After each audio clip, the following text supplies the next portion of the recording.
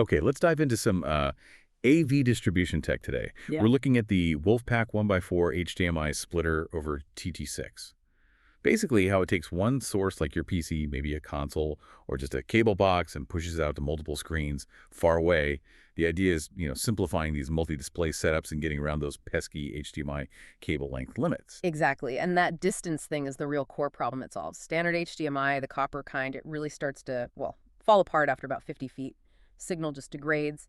This WolfPack system, though, it clones that HDMI signal to 4 identical displays, and they can be up to 300 feet away. And it does it using standard network cable. That shift from specialized cables to network wire, that's the key innovation here. Right, 50 feet versus 300 feet. That's a huge jump. So how does it manage that? What's the tech shift happening with the cabling? It essentially ditches the old analog signal approach. It's all digital, using an industry standard IP protocol. We're talking video over basic C5e, CAT6, or even C7 cables.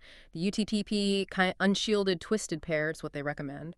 By turning the video into network packets, you're not fighting signal loss in the same way. It becomes about data integrity. And, modern networks are built to handle that over long distances. Okay, IP-based. The sources mention something specific. HDTV Supply is TCP/IP technology and also MJPEG. Can we unpack that a little? For listeners curious about the how do you keep 1080p looking sharp over 300 feet? Ah, right. So it's primarily IP, but it uses MJPEG compression. That's motion JPEG. It's a lighter compression frame by frame. Really good for low latency when you're sending video over Ethernet like this. It might sacrifice a tiny, almost unnoticeable bit of quality, but it keeps the data stream manageable for that long CAT6 run. And remember, it can be 300 feet from the source to the switch, and then another 300 feet from the switch to the TV. So like 600 feet total reach, potentially. Wow, 600 feet. That's impressive range. Now, what about getting it running? Sounds maybe a bit networky and complicated, but the sources say it's plug and play. It really is designed to be straightforward. The kit comes with the transmitter, 4 receivers, and importantly, the Ethernet switch it needs. It's supplied. You don't install any software. It basically sets up its own little network using static IPs. The transmitter is always 192.168.168.55. The receivers are 0.56. Plug them in, connect the cables, and they should just find each other. Okay, that sounds easy enough. But here's the feature that really jumped out at me.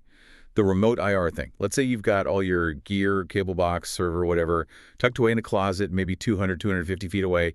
How do you control it? Yeah, this is crucial, especially for commercial setups or big houses. The kit includes IR cables, one for the source device and one for each of the 4 displays. You just point your normal remote, your Xbox remote, say, at the little IR receiver near the TV way across the house. That signal gets sent back over the same CT6 cable to the source device. So full remote control for the display location. Super convenient. Nice.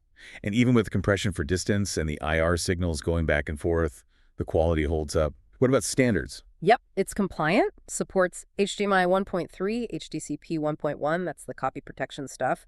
You also get deep color, up to 12 bits per color, and it passes through high-end audio like DTS HD and Dolby True HD. So it's not just a basic picture feed, it's maintaining, a quality multimedia experience. Okay, so it handles 4 displays out of the box. What if you need more, like in a sports bar or a large retail space? Do you need a whole new system? No, and that's the beauty of using this IP approach. It's scalable. You just need a bigger Ethernet switch one with more ports, and you buy additional receivers.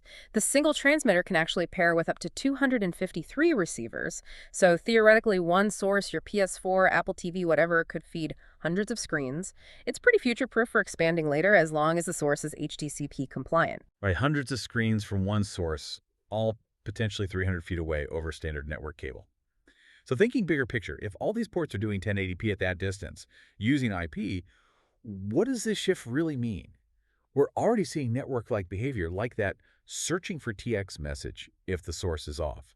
That's not an old-school video error. Does moving video fully onto the network like this open up new possibilities, maybe standardized security for video streams or new ways to manage video bandwidth on existing networks? Something for you to think about what happens when video is truly just another type of data on the network.